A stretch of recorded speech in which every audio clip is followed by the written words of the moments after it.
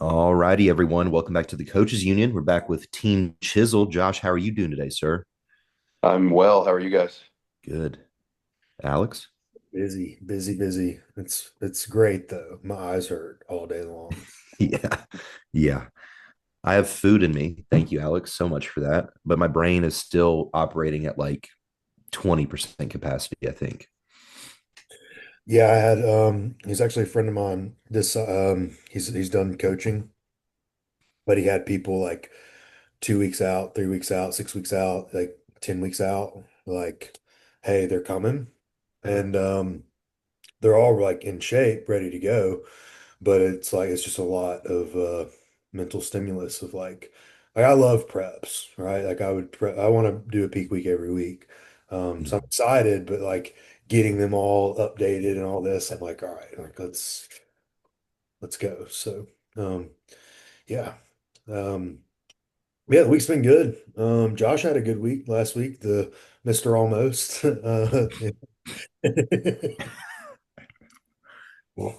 Yeah, I'm gonna get the tattoo on my forehead that just says almost. Had so many So almost. Yeah. So for context, yeah. yeah. So weekend before last, Paris physique and figure client did Vulcan, just walked on stage, didn't peak or anything. Won both classes or both overalls. Preparing for the following week, Junior USA's, which was this past weekend in Charleston. Did physique. There were She got second in the overall. The girl that won got the pro card. She was a spot away there. And then in figure, same girl was in her figure class, beat her there as well, and went on to get second in the overall and figure. So if you do bodybuilding math, technically she was a spot away in both potentially, depending on how the overall would have gone in figure. And I believe based on who was in figure in the overall, she would have been in one of those top three spots. But I mean, you never know. So I can't claim that. But, you know, almost a pro card again. I've had a few others that were, a spot, two, three spots away multiple times. And so that's been frustrating. But if you ask somebody objectively, I mean, it was her first national show in America at least. If you ask somebody, hey, on your first national show, you're going to be a spot away in two different divisions. Is that something you'd be interested in? It's like, yeah, at the first show, that's amazing, right? But you obviously, and I didn't go in with expectations because this has happened to me, so many times before. Um, I almost expected this to happen. But then when you actually watch it unfold and you think about it, it still stings, right? And she had expectations going in because she was prepared to get the pro card and rightfully so because she did look amazing and she's obviously put in the work. So it was tough. It took her honestly a few hours, a couple pep talks from some friends, and then she was ready to get right back to work. And she actually went and trained after the night show and did cardio. So she's locked in, and we got junior nats in 2.5 weeks. We're going to do both divisions there as well, physique and figure. Pro card's a little bit different there. I think figure is class winner. Physique, I'm not sure how that pro card lies or falls because they change it so frequently, and so I'm not sure. Do you know what wellness is there? Is it top two in each class or the class winner? I'm pretty sure it's class winner there Okay.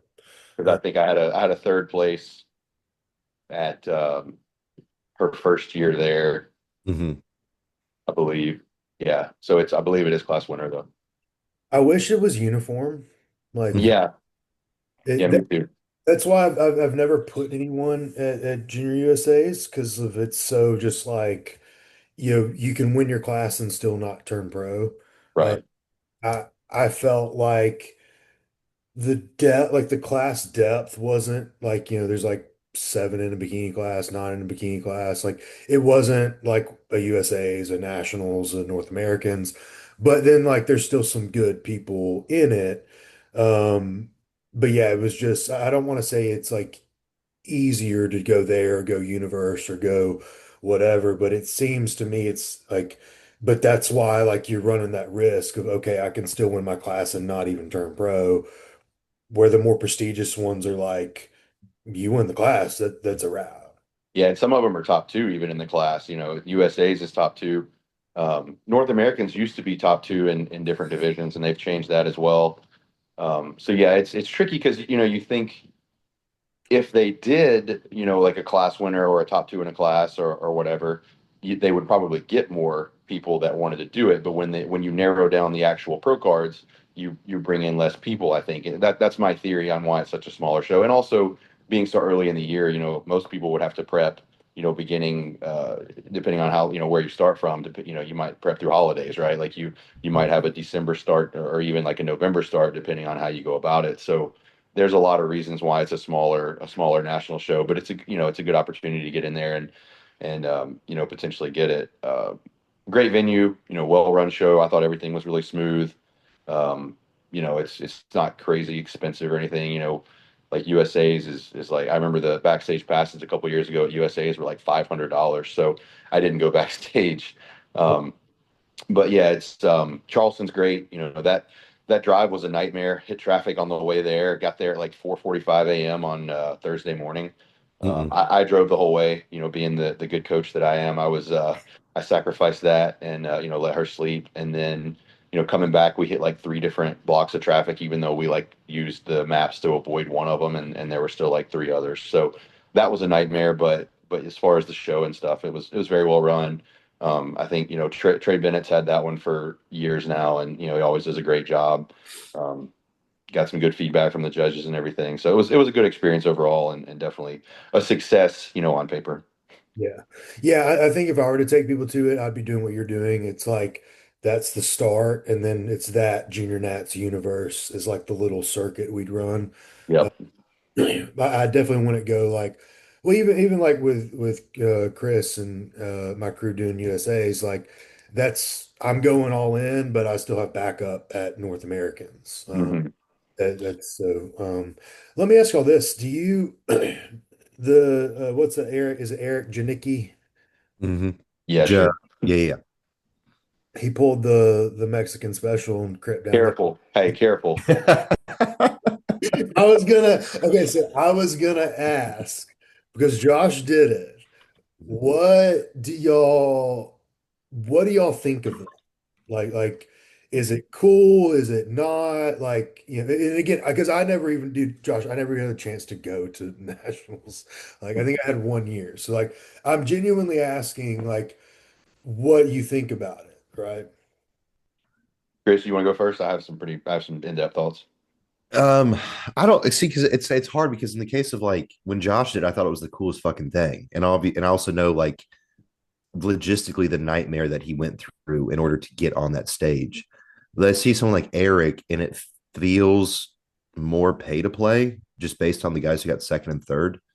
Like it didn't feel the same. I don't know. Again, I'm not trying to, create any bullshit, but I think it's just more the fact that like he went there and then he's immediately like, I'm going to go do Toronto Pro. I think that is a terrible idea.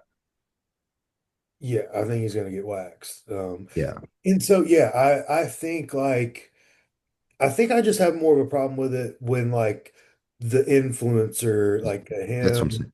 or Larry Wheels going to wherever Bill, to get his. he was in Ireland. Like it's almost like you're like picking the easier route. But like but again, like Janicki's a freak. Like you look at his physique, right? I mean, it's incredible. He would Mm-hmm. I wouldn't even ever have a chance to stand next to him on stage. But so like take that in consideration when I'm giving this critique. At the same time, that conditioning, he's second call out at you at nationals.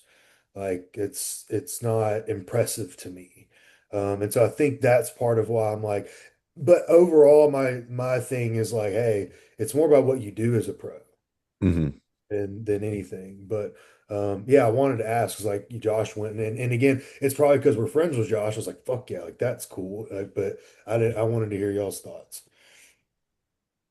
Yeah, so I have a couple different views on it. So um it's an overall pro card, right? Like you have to win the whole thing. Um, Mm-hmm. I know that the Mexico show that's essentially their nationals. There are a couple others there, but from my understanding, that Mexico Super Show is like the one for them. and I could be wrong, but I'm pretty sure that's right because the other ones are not quite as big from what I understand. Um, you know, it's hit and miss though because I've seen some overall winners that I was like, man, 3 or 4 years ago I would have won the thing, right? And then I went and I got smoked because I was significantly smaller. So, Janicki's huge. He's like my height, and he's probably 270, 265, 270 on stage. I think if I had to guess, I'm pretty sure he's really big. Yeah. So I mean, he would have he may not have won the one that I did because the guy that won the one that I did was a shorter guy and really crazy proportions and conditioning was very good. So I think the guy that won mine would have beaten Janicki Mhm. just based on things beyond size. So like I said, it's hit and miss with who does that one and who shows up. You never know. I mean, Andrew Jack won the Arnold Amateur, which is also an NPC Worldwide show, just like this Mexico one. Mm. So it really, like you said, it depends on what you do as a pro. Perfect example, Ian Valier won like Bahamas or something, Puerto Rico, Bahamas, one of those, and he ended up getting seventh at the Olympia a couple of times, right? So it doesn't really matter how you get there, how you turn pro if you go in and have a good pro career. Now, if you go in and you get it and you just wanted it so you can sell more clients on you being an IFBB pro, yeah, that's kind of lame, right? But it's really all about the biggest picture, and then what you do going into it. Um, I would do it again, if I were still competing, and that's still up in the air, and I might, whatever. But I think that it was a blast. It's in Guadalajara, Mexico. You stay at it's like a Hilton. It's just like a hotel or whatever, but it was a really cool experience going out of the country. Everybody there was amazing. It was a really, really well run show. Caden Riley's the promoter. He's part of the Olympia crew. Athletes were well taken care of. Expediting was great. There was plenty of English speaking there to be had. So it was a phenomenal experience. I would absolutely do it again. I would take people there. It was a blast. Actually there was a guy there that did classic physique. His name is uh Alex Smith or something. What is his name? He's got tats all over him. Got his pro card a few weeks later at North Americans because he was living in Mexico at the time. His wife is a bikini pro, Natalia or something, Natasha or whatever. I don't know. She was actually a WBFF pro, and now she's working on getting her wellness pro card, but she's kind of small because that other organization. But anyway, he ended up getting his pro card at North Americans, but he was like second to get a pro card at that show, and I was in his class in classic. And so he was actually international anyway, because I think they're from Australia originally, and they were living in Mexico. So he had to do the qualifier the night before just to get to the Mexico show, which is a whole other thing. Because coming from America, I just jumped right into the worldwide show, the pro qualifier, whereas the Mm. people that were Mexican citizens had to qualify through their regional show the day before. So it's kind of a weird setup. I don't really understand why they have to do it that way, but that's how it's set up. So I mean, I can't recommend. This is kind of a different thing to think about. But if you're going to compete and you're going somewhere, whether it's out of country, whether it's a different, wherever, where it's Vegas, whether it's Charleston or whatever, if you have the opportunity, like make a trip out of it, enjoy it. Go a couple days early. Obviously to get ready for the show, where you can, make sure you don't have any water retention from traveling and that sort of thing. And then, after the show's over, if you've got the time, you've got the funds and whatever, do something with it. I stayed 3 or 4 days, like 3 days after my show in Mexico, went to the casino there, had the best sushi I've ever had, which is insane. Um, and I had a blast just hanging out in Mexico, enjoying the weather, culture, whatever. So even just for that aspect of it, I couldn't recommend that enough. Go somewhere that you would want to spend some time and do a show in the process, right? And make it a whole thing. But as far as getting your pro card there, like you said, Alex, it's really about what you do with it, as far as I'm concerned. From that, uh, you got to think too, man. Like you could go and get third at USA's to Nick Walker and the Zach. guy from the Redcon one guy that beat him. You get third there, not get a pro card, but then you go do another pro show or another pro qualifier, get it, and then go qualify for the Olympia at some pro show. Because whoever was doing that American national or American pro qualifier was like top notch, ready to go pro all or ready to be a good pro also. Yeah. So it's like I'm not going to sit here and criticize somebody for picking an opportunity to go get it when, they only give so many pro cards a year, especially in bodybuilding, right? Open bodybuilding, it's so limited to where you get pro cards in America that I don't necessarily blame anybody for trying to go get one somewhere else and then coming in and using it, in the IFBB circuit because it is so limited. And like I said, there are so many top-notch guys in America doing pro qualifiers every single year that you might be third best in that show, and then you could be a good pro immediately, also, just like those other two guys. So I don't have a problem with it. And like I said, it's a good experience. I'm there with you. And I used to like, dude, I'll take a second place pro card. I'll take a match. Right. Like I'm at that point, man, a card's a card. Mhm.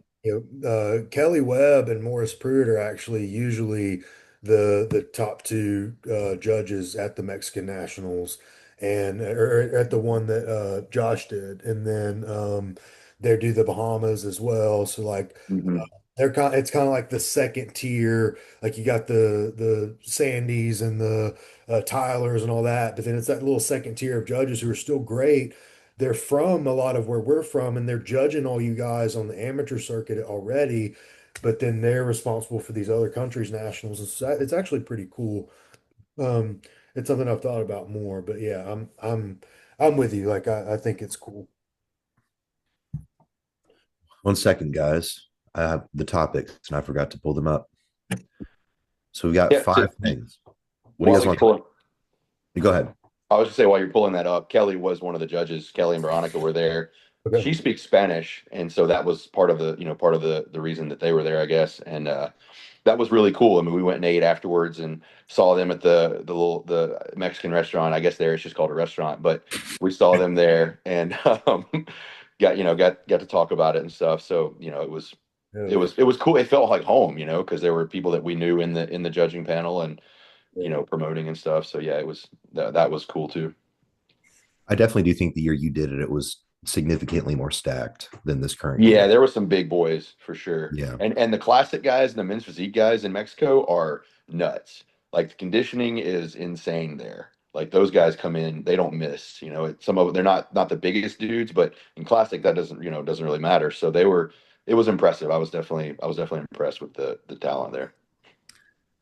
What do you guys want to hop into first? Reverse dieting, optimal blood work before competing, finding your why post show, judging, partitioning, or women's pay discrepancies in pro shows. Let's do that one. Yeah, let's do that I one. want to make sure that I'm able to hit that one. Pay discrepancies. So yeah, one thing that we obviously had seen, and I'll speak a little bit about it with Linda Murray and Andrew Jack. I don't know if you guys saw that exchange. Yep, I did. So I Yeah, actually go ahead. for those listening though, explain it. So basically, like Linda went after Andrew Jacked when he was talking about, I think he was really talking about like the taxes on prize money. Because it's like obviously an absurd rate that they get. Go ahead. Linda hit first. Andrew just caught a stray. Andrew didn't Yeah. say anything. Linda was like, what happened? Linda was like third place. The Arnold got like X number of dollars, and all of these women got whatever combined. And then Andrew's like, why am I out here catching strays? I was third. I didn't get that much money because the taxes and whatever. Yeah. And whatever she said was like a higher number than the actual prize money. Sorry, go ahead. No, you're good. Thank you for that. So I actually did Linda's show, the amateur part of it, 4 years ago. Ended up winning it. Um, so I went back and looked, and I don't really understand like how she has a leg to stand on when her like the overall pro winner of bikini gets $1,000, and then the overall pro winner of classic gets $8,000. Yeah, So I'm like, you Well, that's you that's you the could biggest. fix that. Mhm. there's You two. literally directly have control over that. You're complaining about something you have direct control immediately over. And that was Yeah. kind of the final tail of the argument that everybody kind of made because everybody came at the stuff that we're going to talk about here in a second with, revenue and all that. But then at the end of it, everybody was like, "Oh yeah, Linda, you have a show and you don't give out prize money like you're talking about. What are we doing?" So, yeah. Mhm. I didn't even know it was a pro show until y'all just said it. So It's a like, pro am. there's two different issues here. There's the issue of promoter going at promoter, and then there's the issues of women's pay and equality in bodybuilding, right? And so talking about promoter versus promoter, Arnold can do whatever he wants. Just like how many women's only shows are there? Wings of Mhm. Strength is all women. Like so, Nashville Fit Show, all women, and it kills. It Yeah. freaking kills. So you don't see like there's a reason there's no guys only show on the amateur level because it would suck. No one would go. Like Yeah. no one would go, right? But you can't say Arnold needs to do this with his money. Arnold can do whatever he wants because all the revenue that Arnold has, strongman, jujitsu, arm wrestling, like they're killing it. And he can do that because it's his show. If he got rid of 212, you don't see guys like little people getting up and being like, well, like protest that, right? It's not up to Arnold. Like Arnold can do whatever he wants. Just like Fuad can do a black backdrop, Fuad can only have guys at his show that are pros. Like the promoter can do what he wants. Promoters don't even have to offer fit model if they don't want to. Yeah. You can do whatever you want. Um, Obviously Tyler has to approve it. So yeah, I think that was the issue. And then Lindo started going into like he only has 850,000 followers and all these girls combined have like 1.2 million. And it's like, yeah, that's the point. That's the point is like he doesn't have like going in Andrew Jacked. It's like, yeah, that one person has this impact. And so I think when it goes into we can now, do y'all want to touch any more on the promoter? I mean, it's pretty like simple. Like, Yeah, Yeah. I think that was the biggest thing is just I don't think people understand. I think we should reiterate this. I don't think people understand that the promoters are in control of what happens with their show. They do the work, they fund the money up front, they find the people to work it, they do all of this work to do the show. You have to be sanctioned by the IPV, but it is their show and it is their business and all that. I don't think people understand that. So I just wanted to reiterate that and reinforce that. But that was Mhm. all. yeah. And so now transitioning into like women's division, getting equal pay and everything. I think we can all say, right? Like, none of us are married, but if we were to marry someone in the industry, no one's going to want more for our significant other in this industry than them to thrive too, right? Like, Yeah. so like it's not like we're just men here going against women, right? So Mhm. what I'm about to say is going to like speak volumes. In the amateur ranks, women dominate. Bodybuilding is like in terms of the crowd, like, and you have to think why. And that's the thing is like who's selling tickets, who's selling pay-per-views, all that. When a girl does a show, there's the girl group chat group, they're bringing mom, dad, family members, and then like whatever other friends, plus significant other. The guy, probably coach and significant other if they haven't pissed them off. Mhm. So like, so like each girl is rolling 10, 12 deep. They're paying for makeup and hair. They're paying for the $1,000 suit. They're doing all the posing session. They're the money. They're bringing Mhm. money to the show and they're bringing the audience to the show. If you flip to the pros, it's not the same. It like ask any bikini girl who Nick Walker is. They all know. Mhm. Guarantee they all know who Nick Walker is. Ask any guy who know, like, who like Jen Dory is. We know them, but it's not because of we don't know Josh knows their competition history, right? But we don't know Jen Dory's stats, right? Mhm. We know pretty bikini girl, banging body, but like we don't know her like it's not for us to see it on stage. We want to see the freak show. We want to see the big boys. And that is also what's bringing people to the seats. Like you're there to see, now that Bumstead's gone, you're there to see bodybuilding because those people are paying for that. And then you look at the pros, okay, well, pro shows, it's like, well, why doesn't that transition from amateurs to the pros? The group chat click, the family, the significant others, they're not making that drive because they've probably exhausted their friendships by the time they're pros. Not saying they're not still friends, but they're like, damn, girl, you gotta go compete all the way in Vegas. Like they're not making that trip. Hmm. because they're A good point.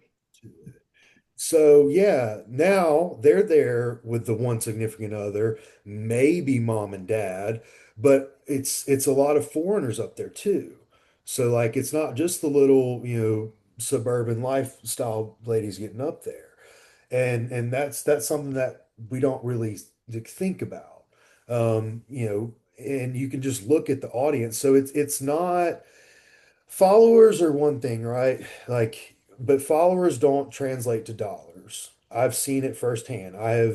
Um, I was offered a while ago, it was a couple years ago, to like ghostwrite training programs for a guy with a big following, on his social media. All it was gay dudes like that was inquiring just to talk to him. While he had 100,000 followers, that was not transitioning to dollars. Same thing with, you know, same thing with like sales and supplements. Just because you have a big following doesn't mean you have a big impact. We can Hmm. scroll through our feed right now and we see every pretty girl and every jacked guy has a code for something, but we're not buying it. We're like, cool physique, looks hot. Like it's different. So that's where like if they could give them that much money, they would. But the Yeah. money's not there. Yeah, I think too we have to look at it as um well, one point with the demographic as well that we kind of talked about previously. If you look at like if you go to the Arnold as an example and you see the demographic of people that are, booking a flight, they're coming out, they're getting a hotel, they're doing all these things, it's generally going to be like middle-aged dudes who are generally there to see open bodybuilders, right? Like while name whatever, Franciel or whoever, like incredible physique, what and dark sport and all these other things, the demographic of those followers tend to be like girls in their late teens, early 20s who probably don't have the financial capabilities to go drop 3 grand to go fly out for the weekend to just see them on stage, where they can just get the live stream, or they can just wait until Bodybuilding Without Borders posts it. You know what I mean? Like it's just looking at the reality of the demographic of who actually has money in their pockets to watch and want to go be in it tends to be a lot of like open bodybuilders. And the other thing too is we have to look at like the saturation of the sport, even just separate from like looking at men versus women in this case and the pay discrepancies. But we have to look at divisions as a whole. Like look at men's physique. Those dudes, yeah, you can make 3-4 grand if you win a pro show. And I know Ben Quill, he used to be one of my teammates by a previous company I was sponsored with. He'd go do 6 pro shows in a row because he's only making 3 grand a pop, and they'd price match him. So he'd make his bag in 6 shows, but it would be 6 shows to make what some of these guys make getting third place at an open show as an open pro. So it's also the sheer amount of, let's use bikini, the sheer amount of bikini pros, the sheer amount of bikini pro shows.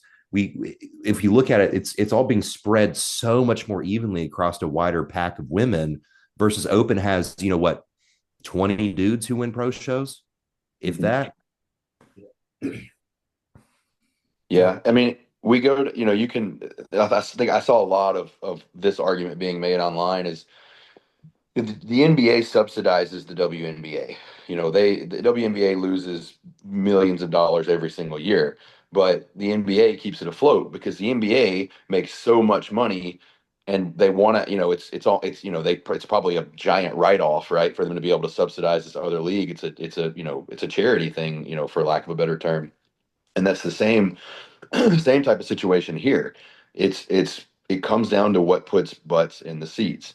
And so that's, there's no argument, to be made for that if you look at it mathematically, and like you guys are saying, people want to see the freaks and the bikini girls and nobody cares about figure and physique, as far as just general fans, right? Like I do because I coach it and I appreciate it and I enjoy it, Yeah. and I know you guys are the same way, but it's like that's not normal. Nobody wants to nobody, and I don't love that it's this way, of course, but nobody really wants to see the freaky looking girls, because it's just not it's not pleasing to most people.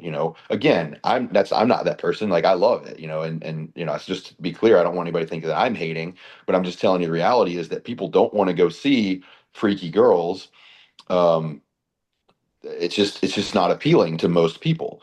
And so, but you might have, I mean, you could have just like what you guys are saying, the people that follow bodybuilding, there are so many guys that have no aspirations of competing, no desire to look like, Ronnie Coleman or Phil Heath or whatever, but it's fun to watch, and it's motivating on a level that, okay, well, these guys are crushing it. It's fun to watch what they do, and I can do my version of that at the gym, and I want to go see how they do on stage because I've been following them and stuff. And so that's where those ticket sales are coming in, because these guys that have no, it's not relatable at all to some of them, at least on a, from a real stage perspective, but it's something that you can take with you to the gym or through your lifestyle. Or, oh, I saw that, whoever is eating, Regan Grimes, a huge, great example, above average bodybuilder, cajillion followers, and people want to go see him in real life because he is pleasing and he's a freak and he puts out great content. So everybody's like, I'm going to eat like Regan because maybe I can look similar one day, because it's relatable, to an extent. And so it's all about the ticket sales, and it's all about what people want to see. And that's, unfortunately for the females, people just don't want to see that. And another point of it too, like bikini and wellness, the posing, it is what it is, right? Like, I don't think there's anything wrong with it from a judging perspective or from a sport perspective. But what's cool about, I mean, what's impressive about watching a girl walk out, turn around, bend over, and then, turn sideways? Like, that's from what we do and what we're looking at. If somebody looks good, we understand it and it's impressive, but it's not anything out of, it's not anything too out of the ordinary where people would buy tickets to go see this girl that to them just looks like somebody that works at Hooters that dieted down. Which, don't hear, people that are listening, don't hear me saying that's what it is, but people who don't have a trained eye and don't understand the sport and appreciate it, they don't know the difference, right? They just think these girls, they have, fake boobs and tiny bikinis, and I can see that on Instagram all day long, or I can go to Hooters and look at it or whatever. And so it takes away the fact that people don't, or it just, like you said, people are not buying tickets to that. Yeah, and it's look, I'll just say it. There's a reason Fit Model was created. If the other divisions were thriving, they wouldn't have felt the need to bring another one on. Like there's fitness is down, women's bodybuilding's down, women's physique's down. It's very rare to see some of these divisions even at local shows. And Mhm. then they start losing the respect of other divisions because other divisions are like, yeah, like whatever. Okay, you turned pro, but it was in that, right? So it's like within the own industry, they don't even respect each other. How many bikini girls want to watch figure? None. Done. None. So like girls don't even like girls in this sport. It's not a men versus girl. It's a division preference. Like because there's a reason they're doing bikini. There's bikini girls that don't even like wellness girls. There's wellness girls that don't like bikini girls. Like, like it it's not men aren't involved. Like Yeah. the It's women not our fault. the women don't like each other. Like, and that's okay, like, but that's why there's so many divisions. And to me, you know, Josh, you were kind of touching on it. The the reason, like, so when you look at the UFC and when you look at WWE and when you look at all these different things and why social media is so valuable is you have to create a story. You have to create the story. That's why like fighters, they get like, the countdown series. There's the Ultimate Fighter series was huge because you're watching these people's journeys along the way. Same thing with like boxers. You start like they do the behind the scenes stuff. WWE, they're creating storylines. You have to have a story. And while social media is great, how many not just females, men and women, how many stories are the same? Guys, what'd y'all eat for meal two today? Tuna and rice. Josh, Chicken and rice. turkey and rice. We have no story. Yeah. We have no story. We are not any different than all the other guys out there, right? And so that's why there's a lack of it. But then you get a C-Bum, a Regan, a Nick, and they're using their platforms wisely to get more out of them. That's why Fuad's podcast does so well. They're all bodybuilders, but like we get to learn about them. And then that's why their merch goes up, their ticket goes up. But at the Olympia, when you have 85 men's physique guys, you know none of their stories. It's overwhelming. You can't Yeah. even tell the difference in the top, from placings 10 through 30. You can't even tell the difference. And Mm-mm. it's way too saturated. And another thing, we didn't get into bodybuilding for the money. So you can't just turn pro and be like, well, God, why isn't there money? You literally pay so much to do this sport. Like Mm-hmm. you pay every year for your pro card. No one ever said you were getting contract money. Like, Mm-mm. and the problem is now, like we're suffering from the volume of pro cards because the money has stayed the same. It's just spread out now with 5,000 people. Yeah. And it's not as impressive. There is no story now because everyone's a pro, and it's not that cool anymore. Like it used to be cool in 2005. You walk into a gym and you're a pro. Okay, you getting in free. Yeah, come on. Dude, now there's pros in Alabama I don't even know. Mm-hmm. And it's like, where are they even turned pro at? What are they even doing now? And Alabama sucks. So, uh, Well, I think the story thing that points to just how impressive Ronda Rousey was in her time because I don't remember the numbers exactly, but she had to have been one of the top like five paid fighters ever, right? Not just men, women, whatever, because she created such a narrative. People had such an opinion on her, good or bad, and people wanted to see that. So it takes something like that for the money, to come in. And, unfortunately for the female divisions, it's easier for open bodybuilders to create that narrative or to separate themselves in one way or another because they're such freaks and they're so much different than normal people, and some of them are so much different than even other bodybuilders. So that's where that narrative comes in. And it's just there's just no way to create that if you're a figure competitor or if you're a women's physique competitor, especially, or definitely not a women's bodybuilder, because it's not something that people really want to follow or be entertained by. I mean, that's why Wings of Strength was made, was to try to save women's bodybuilding, yeah. Yep. you know, because Did it was y'all dying.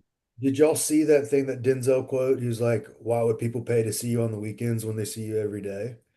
Mm, It's like that goes into he told that to Michael B. Jordan about like not being on social media and stuff.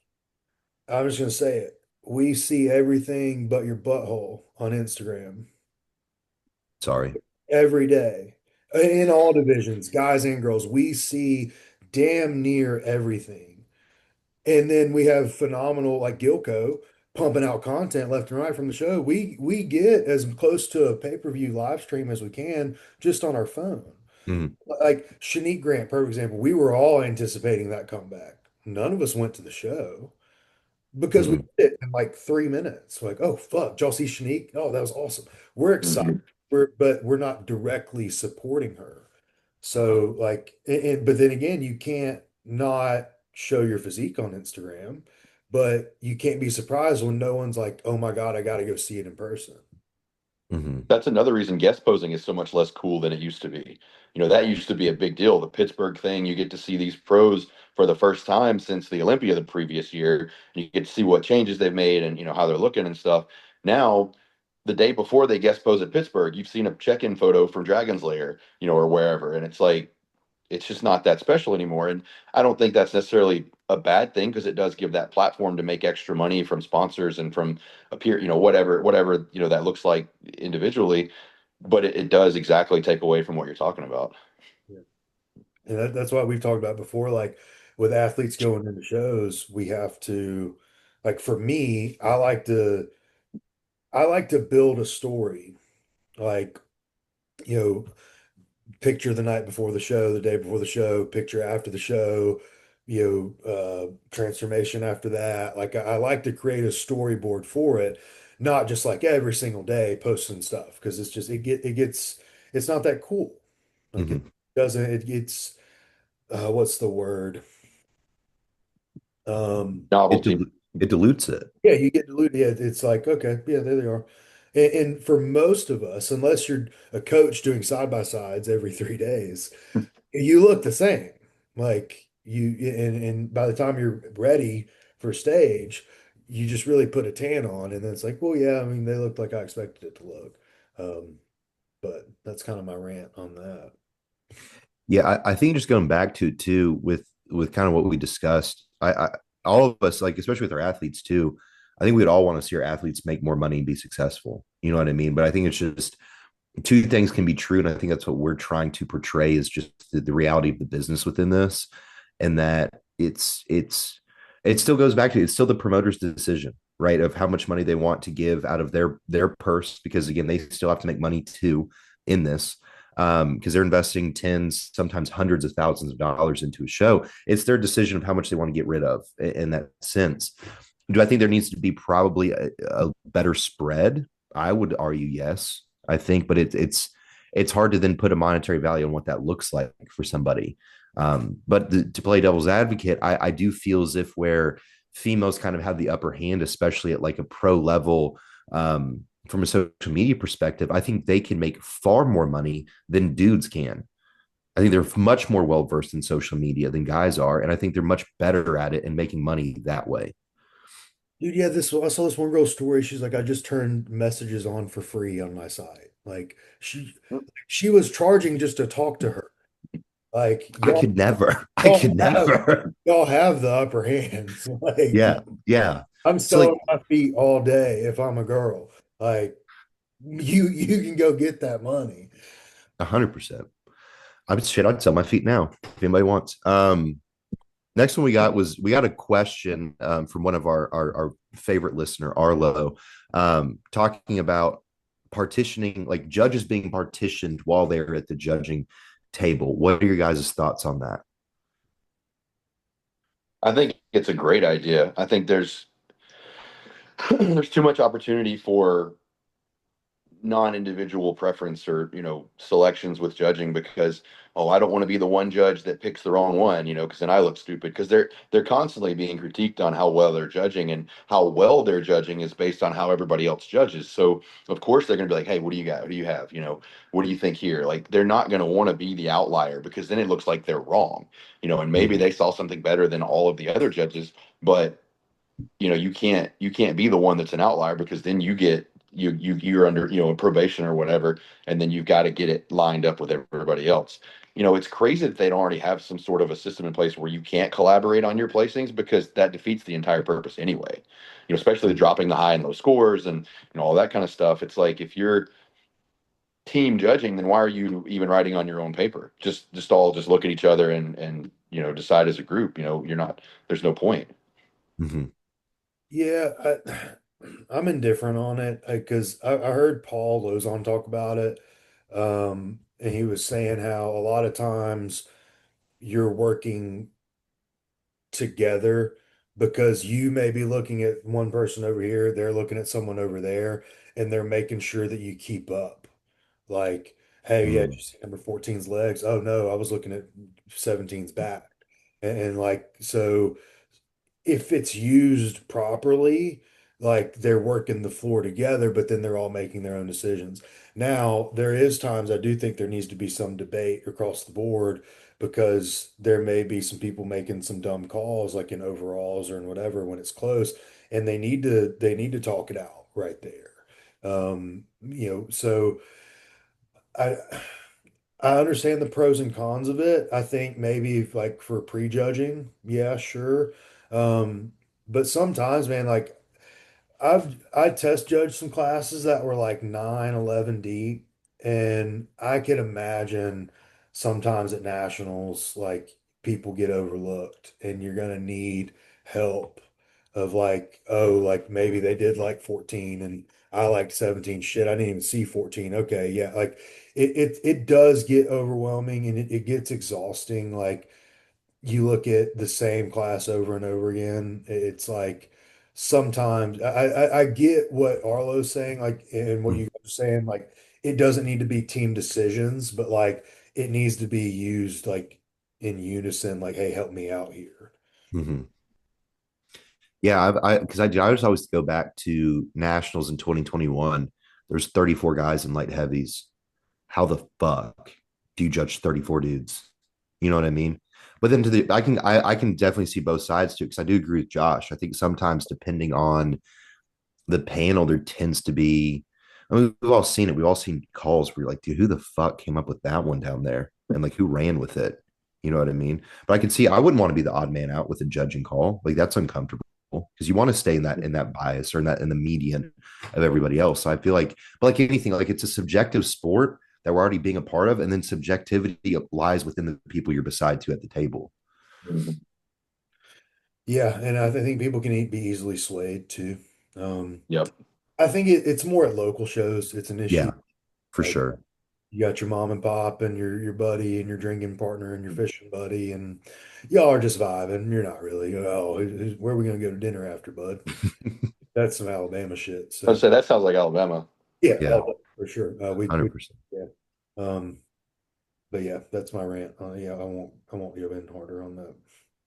So the next one we got was finding your why post show, which we've talked about on previous episodes, and this is, I think, a very important topic as season is kind of opening up. And post show can be really fucking weird, especially if it's your first time going through it. What do you guys have as far as like advice or tips for anybody coming out of a show for the first time? I it is hard, even if you have some experience with it, it's still tough. Every show is a little bit different. Every next goal is a little bit different. But I think that's the biggest thing is just picking a next goal. Mm-hmm. You don't have to immediately jump into another prep or anything necessarily. Maybe you do. Maybe that's what you do, and you just stay locked in, and that's fine.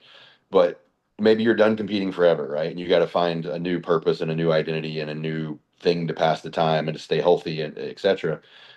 That's the biggest thing is just finding that, figure out what you want to do next. Even if it's just, I want to bench press some, whatever, or I want to max out on squat a certain way, or I want to add this tissue, or, the biggest thing is if you're going to keep competing, think about your next show and whatever that next phase requires, be locked into that, because just because your prep, quote unquote, is over doesn't mean you're not still bodybuilding, you're not still competing, or eventually competing. So it's like every phase has its purpose, and you need to be locked in to be the best you can be. So if you're finished with one show, the work's nowhere near done. Whatever that next phase looks like, whether it's a health phase, whether you're starting to push again, whatever that looks like, lock into that, and just know that whether you have a specific show in mind or not, you're still a competitor. And, prep being over doesn't mean bodybuilding's over. And that's the biggest thing. Just find that next goal, because if you're competing, you're goal driven, right? Like obviously, and you need some sort of purpose because that's why most of us do it. And so it's like you have to find whatever that looks like for you. Even if it's not, even if you're done competing, you got to find something, and one thing I always tell my clients too with you know, body composition and all that kind of stuff. Before you ever decided you wanted to compete, you wanted to look a certain way, like you wanted to feel good about yourself, you wanted to be healthy, regardless of what that is. You still have to eat a certain way, you still have to train a certain way, and you still have to live a certain way because you have those goals. Nobody does a show and it's like, all right, time to get fat because I hate myself now. Like nobody wants to look and feel bad after a show. So it's like you got to go back to some of those same habits that you would do for a healthy lifestyle and for even like just a general client or whatever, to be able to be intentional about having a certain physique or a certain health level or whatever. So finding whatever that is next, whether it's competing or not, is that's my biggest advice, is just be prepared the moment you get off stage to have a next goal, whatever that looks like, and then commit to it just like you did the past 12, 16, 20, 30 weeks, and then run with it so that you still feel like you've got some purpose. Mm-hmm. What about you, Alex? Yeah, I'll be honest, man. I'm gonna sound like an asshole, but it's hard for me to relate. Like you just unless you're done competing, right? If you're just like done. But like bodybuilding is bodybuilding. Like there's no like your why is still the same post show as it is pre-contest. Like bodybuilding is that's life. Mm-hmm. That is life. There is no balance. If you want to be good, if you want to just compete, have some fun, local circuit, do some class wins, blah, blah, blah. Yeah, cool. But bodybuilding is every day, all week, all month, all year. It doesn't change. What's going to change is you drop your fatigue, you hit your reverse, You go into your, health phase, your off-season push, and then you're back on. Like, that being said, while bodybuilding is life, you also like it's a constant, it's understood. You're going to the gym, you're eating your food. You need something else outside of activity or physical fitness to do. Like you need a hobby, you need a podcast, you need some friends. Because like you can go fishing and go to the gym and eat your food. You can Hmm. go to the movies, you can go out, you can go to a concert, you can go like, and that's where transitioning into the off season, those things open up. Hmm. Like you can have a night out with your friends and not care. You can go to that concert, you can go to the lake, go to the beach, like plan trips and have some fun, but you're still bodybuilding. Like it doesn't just magically disappear. And if you're so content after you compete on where you're at with your body and your life, you probably didn't really want to do it long term anyway. Like Yeah. I shouldn't have to pull you out of a funk. Like if you had a good prep and things went well and you're healthy, like I don't know, like don't go. I'll tell you that. Like, don't go for a week. See if you miss it. You don't miss it, Hmm. don't go for 2 weeks. If you still don't miss it, you may not like this. Hmm. I can't wait to go back to the gym. No goal in mind, no showing. Usually it's because I want to get bigger because I was small. Like usually there's something. Hmm. Like you didn't turn pro, I'm guessing. So like even if you did, you got to level up there. So like no matter what box you just checked in terms of like I did this, there should be that like Kobe mentality in you that like you're not finished yet. You're Yeah. just getting started. Yeah. And like appreciate and enjoy and be proud of what you've done, but it's just getting started. Like Yeah. I had this talk with an athlete the other day. She struggled post show. It was her first show, 3 or 4 days. Finally, I was like, hey, you're gonna get fat like real quick. I can't. I'm not being mean. Like you've had your phone these last couple days, but you're running into territory where now you're just gonna get fat and unhealthy, and it's your body's in a very sensitive state, and you're gonna fuck yourself up. So Hmm. like I'm letting you know now, this is the turning point because I see what happens a lot of times post show is like people get so overwhelmed with food. It's like, dude, you were just excited for 90 grams of rice. Like that didn't just change. Like you're still the same person you were last week. You have to take it slow. But yeah, like I said, while bodybuilding, like I don't like saying bodybuilding is your life. Bodybuilding is how you operate. Yes. That is the understood computer program of your vehicle. It only knows how to function in that. But like your why shouldn't be the battle at the river. Like, Hmm. please God, you better be your why in life better be bigger than the battle at the river or the Vulcan. Or it's the same people that put NPC competitor in their bio or in their name. I will never put my name into something I have to pay for. Like Hmm. you're so much bigger than just an athlete. Bodybuilding is just how you operate. Yeah. Yeah. I think there's a lot within that. I like the way I look at it too is if you're coming out of a show, much like where I'm at now, I'm thinking about what I have to do next and only that. I'm thinking about my next meal and then I'm going to pose after my next meal and that's it. Right. Coming out of show, it's no different. We have, there's some people like, well, I'm worried about X, Y, and Z and when we're going to compete next and everything else. It's like, dude, don't, I think we're all guilty of getting excited, which is nothing wrong with that. But then we get impatient because of that excitement. And these steps can only come as quickly as they can and as quickly as you check them, but they also don't need to come quick either. And it's just a matter of like being where your feet are. I think that's where a lot of people struggle. Is like you win a show, you lose a show, whatever. And you're like, okay, well, now I got to wait 18 months to compete again. Okay. And today I need you to do these things for me. And tomorrow you will do the same things for me and the same things as you did before. So as far as like a goal orientation goes, nothing's changing. You're just doing what's asked of you because you want to be the best you can be. It's a matter of reframing what your wins look like coming out of a show, I think is what matters. The acceptance that hey, we're going to put on a little bit of body fat, and that's okay because we're going to see that internal health improves. That's her first win. We're going to see that strength improves in the gym. That's our next win. We're going to see that you feel better. That's our next win. Like we have to like reframe and reprioritize that. Hey, the scale's going to come up slowly, and we need it to, and that's a great thing. Visually, you might get a little bit softer over the next 8 weeks. That's also okay, but it's all within in the means of you're getting healthier and better for the next step in the process. That can only happen once we've done this. We can't skip steps. We can't speed run a bulk and then go right back into a prep. You're going to get fat and you're going to get insulin resistant, and you're not going to be able to compete again, right? In the same sense as Alex said, like the further out a show, the more things kind of unlock, and you have a little bit more freedom. You don't have to be at the gym for 3.5 hours a day for training cardio and posing. Now you only have to be there for 2 hours. Take that hour and a half and intentionally set a goal to do something else outside of fitness. Go read a book, touch grass. I don't fucking care, but put that time somewhere else into something that can still be productive and beneficial that might not be fitness related.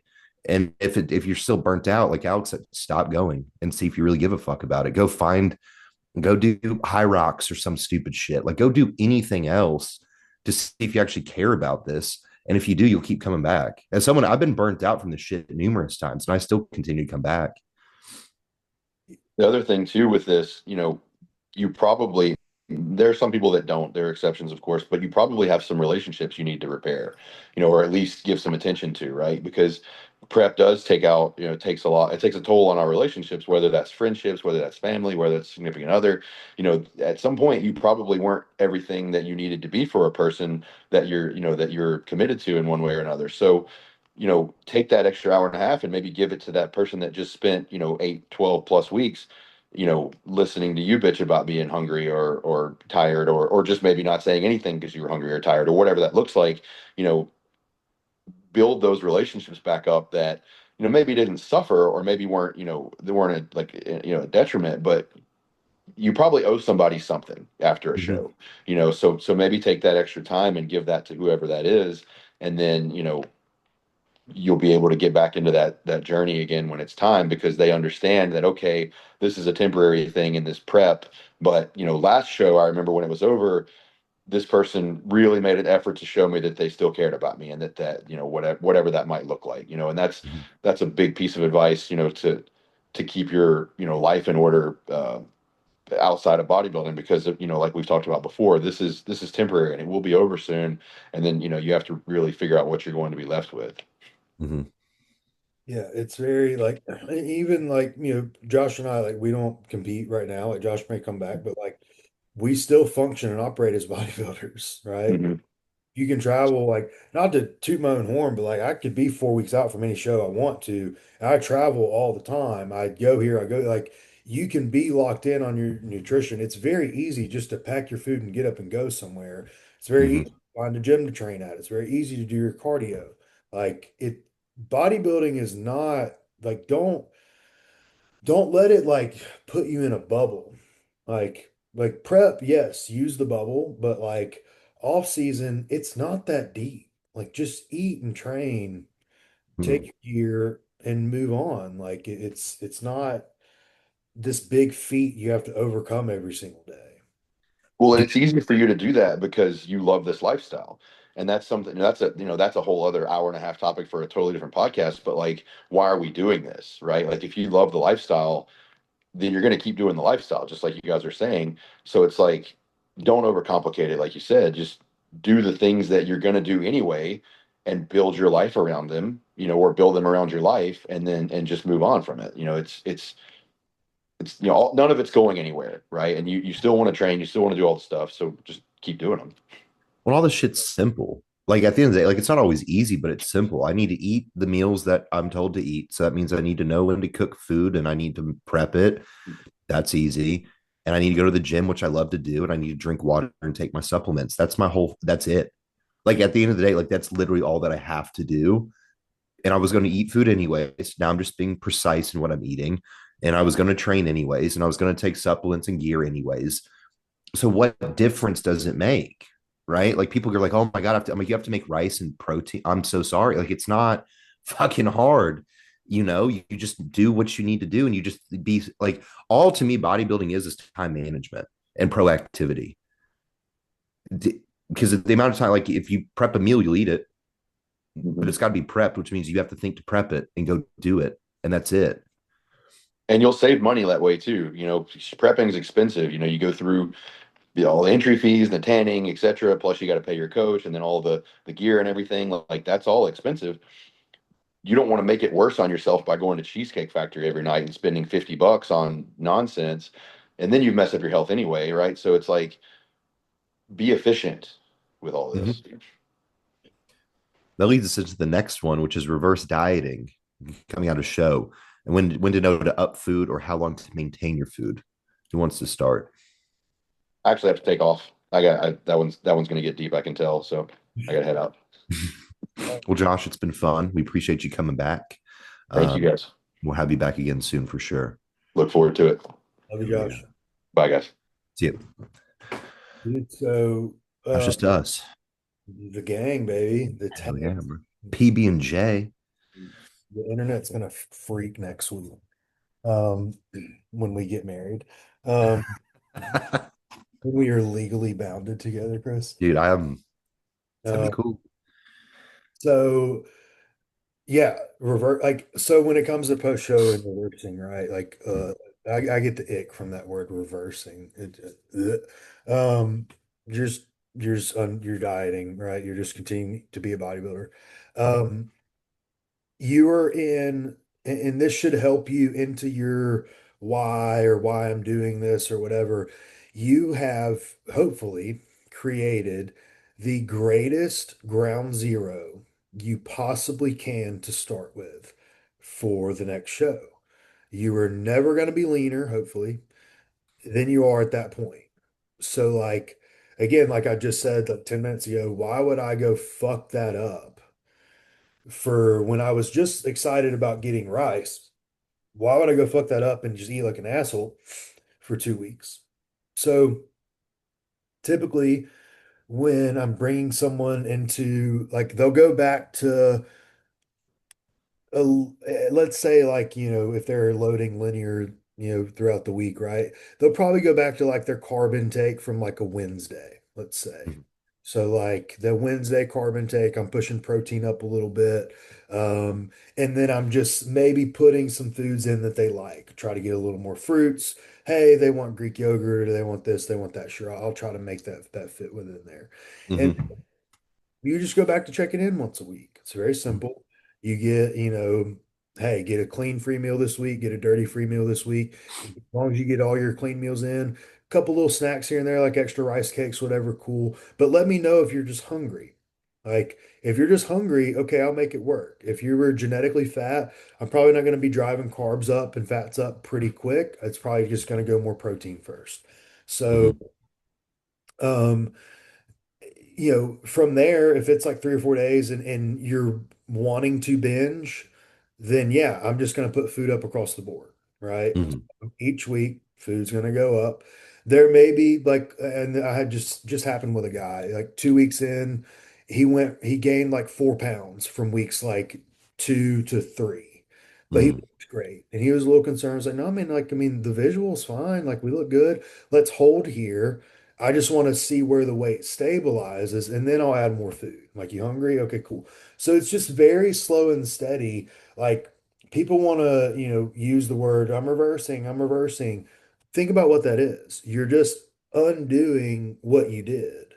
Like, it's Mhm. very simple. So, you know, some people I can get a little more aggressive with food. I'm also trying to take advantage of their metabolism in that moment. So, like, yeah, if I can, I'm still keeping, thyroid meds in, I'm still keeping clean in, I'm still keeping cardio in.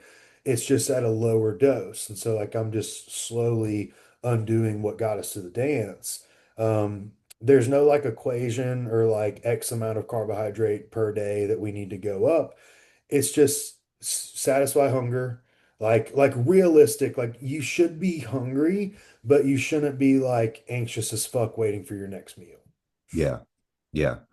Yeah. I think, and it's all case by case. I think and that's why I think it's so important to be with a coach for an extended period of time because even if you don't directly communicate it, you can, we know who eludes. Like I know all of my people's relationships with food, whether they tell me directly or not, because we've just had enough conversations throughout time to really understand it.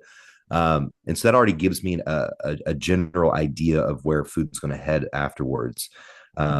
Much to your point, I make sure that we load up on an excess of micronutrients through fruits and vegetables. Generally, I'm swapping to like higher fiber content carb sources like oatmeal and potatoes. And we're going to push protein up, and then from that point, it's just we watch at the end of the day, right? And going back to like, there's not like a rate of gain that I'm necessarily looking for. I want to see a rate of gain over time slowly, but it just depends on the individual and also our goals. If I have a bikini girl, I don't need her putting on 30 pounds in 10 weeks. If I got a heavyweight, not the worst thing in the world, right? So it just depends on the general frame and muscle mass of the individual too. And we just go week by week or every 3 days or whatever it may be and seeing where their body heads. One example I have is actually, he wasn't even in prep, but I was dieting this guy named Austin for his wedding. We pulled like 30 pounds off of him, and we'd used some fat burners in the process. And he went on his honeymoon. I gave him a protocol to follow for his honeymoon, and it was, let's get 2, 3 clean meals in a day, eat whatever you want for dinner, dessert, try to go on some walks, try to work out some. Totally fine. And now, mind you, I put him through the ringer for like 2 weeks leading up to his wedding because he's like, dude, I want to be peeled. And I was like, we're 2 weeks out, baby. Let's do it. So I had him on like nearly meat veggie for 2 weeks, just trying to get him down. And then coming out of it, he got back and he gained 4 pounds. And I was like, that's fucking awesome, dude. Like, I expected so much worse for an all-inclusive resort honeymoon. And so I immediately put carbs back in every meal. It wasn't a lot. I mean, it's 100 grams, 150 grams of rice a meal probably, but put it all back. And then he dropped 4 pounds. I'm like, cool, bro. We did a call this morning. I'm like, we're going to keep running it up because your body wants it. Tapered fat burners back. And that's his case. Whereas someone else, if you were to do that, they might balloon 15 pounds. Yeah. Right. And so that's where, again, through these check-in processes, especially leading into show, I think people don't realize that we're making other mental notes of strategy for 6 months down the road. Because like we talked about with me, dude, I can fill out pretty quick right now. It takes a day of feeding to fill me out to a decent capacity. So we know that my body's sensitive to holding on to food right now. We're not going to probably slam me with food post show, Yeah. you know? And everybody's different, man. I've had some people, I fed them so much more than I planned post show. I have some Mm-hmm. people, like, you get a weekend and you're like, oh shit. We Like, got to keep dieting. all right, yeah, thyroid's going back up. I got to pull this carb meal out. Like, that ain't a good look.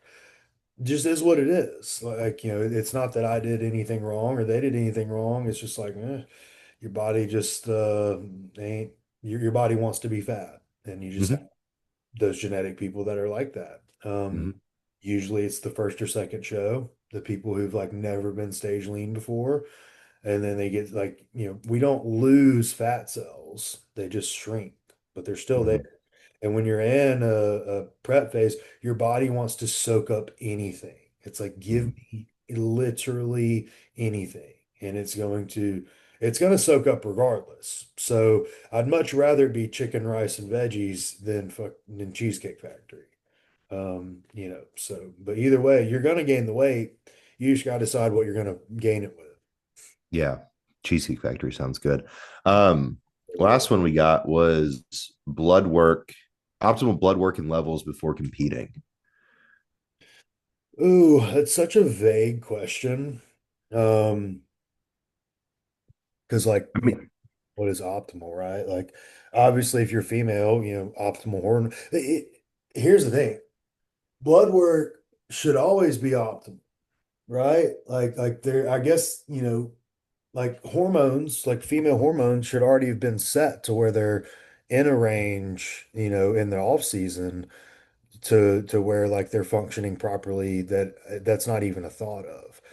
Um, you know, you wouldn't want to go into skewed kidney or lipid profiles like, going into prep. I've had lipid profiles improve during a prep. So mhm, sometimes like, A1C is high, you've got dyslipidemia, and you've got liver enzymes are always going to be elevated. And let's say, yeah, like A1C is up, right? So it could be because, okay, they're 260 pounds and they're heavy. This insulin sensitivity, lipid profile, and all that is going to improve as they just simply lose weight. Hmm. Hmm. But like, so you can't look at that as like, oh gosh, well, I got to fix this first before we prep. Like, no, the prep is going to fix it. Like, Yeah. if there, sometime, a lot of times we want to look at blood work as an issue with steroids. Blood work sometimes is it's your body. Like, you can have people like I'm on decent amount of steroids. My blood work's great. Like John's blood work gets better as he Yeah. takes. It's like it makes so. It's insane. Yeah. Yeah, it's your body telling you what it's doing. And so you can't just look at like the red markers and panic. Like there's a reason behind everything. And so your lab shouldn't have gotten bad in the first place without some type of explanation. And the other thing you'll see the CBC panel, it's like hematocrit will be high, red blood cells will be high, the cell volume of the blood cell will be like higher than normal. But then you're like, well, yeah, okay, it makes sense because like, they're on HRT and then they've been taking DHT compounds and they just ended a push phase. So like now you just know what to put in. Like, okay, I got to look out for hmm, I'm gonna fuck it up. Arteriosclerosis, I believe. Yeah, that is correct. And then there's arterios. So like there's two different, it's arteries and veins, whatever. Beside the point. Point is, you're looking for like blood thickening issues. And so Mhm. someone with those like issues, you need to just have prophylactics in play that you're going to, okay, I'm going into prep, I'm going to run drugs, probably need to do something with my blood count, right? So Yeah. Yeah, I think because there's like two sides to this coin, right? Like think of it like a Ferrari. Like we want that engine maintained and fine tuned before we're going to floor it, and that's how I look at a show prep. But to your point, you also have to look at it objectively. You have to be cognizant enough when you're looking at blood work to understand factors that can play into that role. And the same sense of like, dude, if you have to also look at the variables in which the blood work was drawn. If you get your blood work done at the end of the day and that's what you give me, there's going to be skewed. It's going to be skewed. Something's going to be off. And that's just because it was that snapshot in time. And that's why I think people need to realize that, like, yeah, it's not fun to see a number in the red, but some stuff within reason is okay. It's understandable. Again, as bodybuilders, like our healthy is relatively different than other people's healthy. But then we also have to consider that other people's healthy, they eat fast food and drink alcohol all the time. So like it's hard to say that we are neither healthier or unhealthier than the general populace that's getting their blood work done. But that's why it's so important to get routine blood work and know when you got it done. Okay, well, we got this blood work done in this phase, and I was using these drugs, and we were doing this and this, that, and the third, and it looks this way.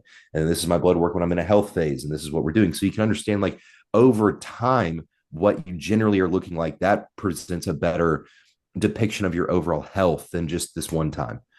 Because if you did, like, imagine if you went and got your blood work done at 2 weeks out. yeah, That's not how it is all of the time, nor should it be. Just like if you wait until the end of a health phase and get it done, you're like, oh, dude, I'm bulletproof. I'm the healthiest I've ever been. yeah. But those are two completely different extremes that exist in different places for a reason. So you have to look at this over many, many months, many years to really comprehend like the actual reality of your health. Yeah. Yeah, man. And I think that, you said it perfectly. It's a screenshot in time. It's not the end of the world. And there's plenty of explanation with it. But you see like skewed like blood work on just normal patients. Like working Mhm. as a registered dietitian, like when you're working with those people, like most like skewed blood work, it's like metabolic syndrome is what it is. But like basically your metabolic hormones that control your metabolism, you've got lipid, you've got waist circumference, you've got like body mass index, like all this stuff, right? Blood pressure, like it's the same within bodybuilding. So like what is the best fix? What's usually cleaning up your diet and losing body fat? What do we do in bodybuilding? Most of the time we're either gaining weight, which is going to explain reasoning for the elevated levels, or losing weight. I think the biggest thing is bodybuilders is stuff that's not even on blood work is like getting a echocardiogram done, getting your Calcium test. yeah, Yeah. like so stuff for your heart. You need to look for stuff for your kidneys. So Mhm. like obviously that can be watched through blood pressure. Um, I would say blood pressure, EKG, calcium score, those are the big ones. Um, A1C, and then your cystatin C, which watches your kidneys. So like obviously I'm not going to put someone into prep with like stage two, kidney disease. Uh, Hmm. but like could it be managed if they're 10 weeks out and showing signs of it? Yeah. Hmm. If they have genetic predisposition or they came to me with it already. Like I had a guy, he was in stage three and now he's like down into stage one. His kidney's never been better. He's 5 weeks out. Hell yeah. So it's bodybuilding isn't the danger. Like it doesn't help you get healthy, but like Hmm. you can do this healthily as long as you keep all these things in check. The issue in bodybuilding is it's not you don't just have a heart attack because you took too much Clen one day or Hmm. because you took TRT. It's the stuff over time. I've had high blood pressure for 4 years. My kidneys aren't functioning properly. I've got scarring on my heart. I've got, enlarged ventricles. You have all these different things. A1C's been in the sevens and the eights for 2 years.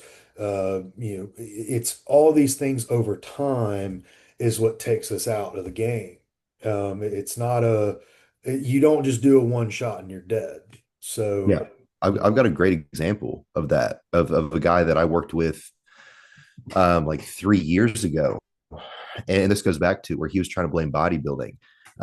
He was previously an alcoholic, right? So obviously already coming into this with a compromised liver. And his first cycle of PEDs, this was obviously previous to me. It was 6 months in duration. It was anywhere from like a gram and a half to 2.5 grams. He was only running, I would say, the harshest and the least necessary drugs of equipoise and anadrol and D-ball and you know DHB, and I forget what else he was using. When he would run into a side effect, he would just swap a drug out. So then he would swap EQ for DECA, and then DECA for NPP, and this, that, and the third. And his diet was dog shit. It was hamburger helper and sausage patties and margarine and whole milk. Like I remember it all. And when he came to me, he just was swollen and gross. And I worked with him on getting his internal health in check, ran through like an 8 month health phase, helped pull like 40 pounds off of him, whatever. And then he wanted to run another cycle. And I said, okay, well, I need you to go to your general physician and get like a full, I need you to, everything. I need you to get a physical done. Then he had to be referred to a cardiologist because he has tachycardia. He had to be referred to a nephrologist because he has renal scarring and he has a polyp on his liver. And he tried to blame bodybuilding. And it's like, no, no, no, no. One, you were previously an alcoholic for like numerous years, which already put enough damage and stress to your internal organs and your health. And then you came in and ran the gauntlet of drugs and poor format for too long of a duration. And then your diet was also dog shit. That's the problem, not bodybuilding. Bodybuilding didn't do that. It's everything around it. And again, it was because this was years of damage, all concised. Then we see the repercussions of it. yeah, dude, that was what took me out. Is years of high blood pressure, years of just not paying attention, years of like not getting blood work done, years of not donating blood, doing the right things, getting too heavy, and eventually, like, no, I wasn't gonna die right then, but like you're the damage is done.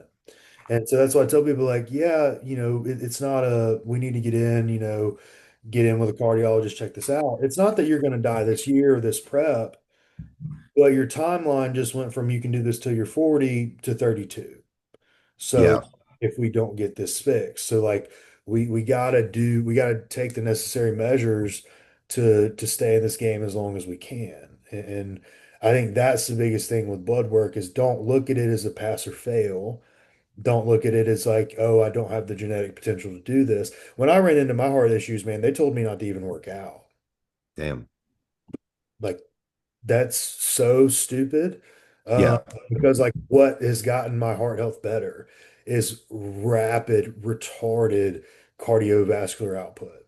Like that's why I do jujitsu. That's why I look better than I ever have. My health is tremendous because I lost weight, got in better cardio shape, like took care of my body, came off all the drugs that, taking a fourth of what I used to take. Like you can do it. And like, yes, I could go back and bodybuild, but I was running into red flags as a very piss poor amateur, and 242 was my biggest I was. Mm. Like, I needed to be 280 to be competitive. So like if I'm already hitting red flags at 240, I'm done. This is what it Yeah. is. And like, so that reality hit me. Being in a cardiologist at 28 years old, I thought I was going to be there at 45, Hmm. not 28 with a little heart monitor on it. So, but that's the name of the game. And there's, I think a lot of it is genetic. It's just like, some people take one Anavar tablet and gain 5 pounds. You Yeah. some people that like can look at a bottle of Anavar and just grow, get Hmm. jacked. Like genetics are also with like, I don't think it's a hyper responder. I think it's more of like a hyper tolerator, is what Yes. the fan said. And it makes so much sense. It's like if you don't have side effects of drugs, then like you can keep them not only up, but you can keep them in for a long period of time. Um, and that's something, speaking on blood work, I see so often now, like just the abuse of anti-estrogens, like Mm. the use of them. And what I mean by abuse is like guys on TRT doses of testosterone taking anti-estrogens, keeping their estrogen at a 7, a 9, a 12. And it's like these are like anti like breast cancer like medications. They are Hmm. not healthy. They fuck your lipid profile too. So like Hmm. it's something you don't want to stay on year round. And Hmm. and that's why, John and the J3U coursework is so big on finding optimal testosterone levels. It's so you don't have to use and abuse other like prophylactic medications. Like Yeah. there's no need to run 1,000 mgs a test if you're doing a milligram of Arimidex a day. There's no reason in doing, 700 milligrams of Tren if you got to do, Caber every day.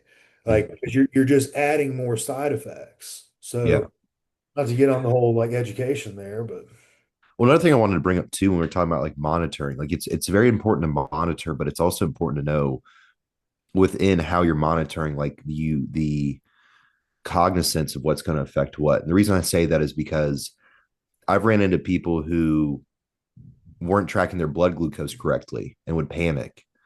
Like, let's put it this way. If, let's say I had a cheat meal tonight, which Alex will never give me one, but let's say I had a cheat meal tonight and I didn't do a good job hydrating. And then I'm up all night with indigestion, heartburn, whatever. And I get up in the morning, I got poor sleep. My blood sugar is going to be elevated. I don't bother to drink any water in the morning. I don't bother to go on a walk. And I go do my blood pressure, my blood sugar. It will be high. It will be high. And then but because of what I just explained, because I had a really high calorie meal before bed, I didn't get optimal sleep, I didn't hydrate effectively, I woke up in a dehydrated state, my cortisol's through the roof. So therefore my blood sugar and blood pressure are going to be high. There's no way they're not. But then I'm not going to turn around and be like, well, I'm diabetic and I'm hypertensive and I'm going to die. It's like, well, no, you just checked it in the worst imaginable variables. So just control the variables so you don't get to that point. You see what I'm saying? yeah, dude. So my recent lab work, my A1C keeps rising. To like what most would see, it's like, oh gosh, he's like pre-diabetic. He's gonna be diabetic, right? But like what's not taken into account is the amount of stress my body goes under in jiu-jitsu training and weight, Mm, constantly putting out like, glucose and then emptying myself out. And then the amount of carbohydrates I have to feed to replenish that. So like if I were to stop, like pull back on food, stop training for a little bit, my numbers would go down. Obviously, I can't just like let it rise forever, right? But instead of just seeing it and being like, oh gosh, I need to put in a Lantus or Levmir, I have to look at like what's it called? What's the good? It's a good word I want to use for it. Um, contributing factor? No. Yeah, the environment. I have to look at the environment at my body is in. Well, what's my body in? Well, I train 3 days a week for 2 hours, at a high output, like 65, 70% of my max heart rate. I burn 1,500 calories at practice. I weight train. I'm stressed from work. So, like, constantly cortisol, insulin's going to be elevated. And then I'm slamming 500, 600 grams of carbs at a time sometimes. So, like, yes, my body's going to be at a spot where insulin is high and, to keep up with the amount of sugar I'm going in. So, Hmm. that is why that is. But again, this is why it's very important to have someone intelligent reading your blood work. Um, there's plenty of great physicians out there. There's plenty of great clinics out there. There's plenty of shit ones too. Uh, Yeah. there's plenty that I've hopped on phone calls with or I've back and forth emailed with that I'm just like, you don't know what you're talking about. Simple things like not, you know, taking a testosterone shot once a month. Uh, Hmm. Person on, thyroid medication, and then they're saying that, I think their T3 is fake because their TSH is low. I was like, you're stupid. Yeah. But like, just real simple shit. And you're like, what are you talking about? So Hmm. it's very important that you have a coach and or a clinic, and oftentimes both, because as a Yes. coach, I've had to go behind clinics and I just need the prescription. I'll tell you how to do it. Just give me the script. Yeah. But it's for another business we'll take over into our 40s is our Absolutely. Absolutely. Yeah, dude, I see it all the time. I've had three three women in the past 4 years have their physicians overlook a PCOS diagnosis, Mhm. and then I have to like send me the blood work. I'm like, did they not mention anything to you about the possibilities of PCOS? And then I have to go find them another clinic to go to refer them over to, and then lo and behold, they have PCOS. Like how the like again how the because I'm going to say this too, like it depends on the clinic, it depends on the physician, but generally speaking, because I used to intern at a physician's office. The amount of people that a physician has to see on a daily basis to keep a roof over their head and payroll rolling is a lot. They have to see a shitload of people, which is generally why when you go to your GP, you're probably getting referred to a specialist, or you're going to get prescribed antibiotics, or you're going to get prescribed a pain pill, and that's really the three options that you're going to get. So that's why usually if you have a physician that gives you pushback on doing your labs, it's because they don't have the time to really care to look at it. Or if they look at it, they're just going, nothing's in the red, you're good to go. Yeah. Right. Because they don't have the time to sit there and assess and ask you, play 21 questions about your environment, your life, these types of contributing factors. They're just going to go, okay, you're good to go, not worry about it and keep it pushing. And then you get like, oh, well, my doctor said I'm healthy. And you get blood work and it's like, fucking skinny your teeth away from being unhealthy, and it just doesn't add up, right? But it's like we see them as the higher being of education because they're a doctor, and in a lot of cases you're not really getting everything you need from them. Yeah, I think most things I see can just be fixed nutritionally, and that's Mm-hmm. like they're not dealing with you day to day on your activity level, your nutrition intake, your supplement intake, or your hormone intake. So like your coach needs to be able to do that. And that's a Mm-hmm. very tricky thing, right? Because like we take on way too much responsibility as being just a bodybuilding coach. Mm-hmm. Take, you should take your health and their health into consideration. So that's why it is very important if you're going to play in this field long term, having a good coach that knows what they're doing and that knows like, yeah, that just knows what they're doing. Yeah. Yeah. And it's hard because it's like I want to play like on both ends of this coin too. It's also we see a lot of people who like fearmonger through blood work. Mhm. You know what I mean? Where they make it seem like they're the cure. And it's like, no, dude, these are just simple solutions. It's like you take somebody who has a shitty diet and they're insulin resistant, and you have them run a round of labs, and then you put them on a diet and they follow it relatively consistently for 5 weeks. No wonder you quote unquote saved their blood work, because they could have done that on their own without the blood work ever being drawn technically, you know? Yeah, and so like PCOS is a great example. There's a lot of people who misdiagnose it all the time, and they'll throw it at you like, "Oh, you have PCOS, let me fix you.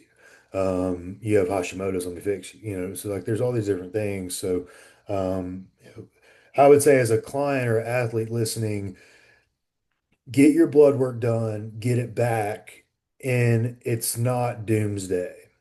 no matter Yes. how good or bad it is. It's not a green light to blast all the gear, and it's not, oh my God, I'm dead, my liver's falling out of my body.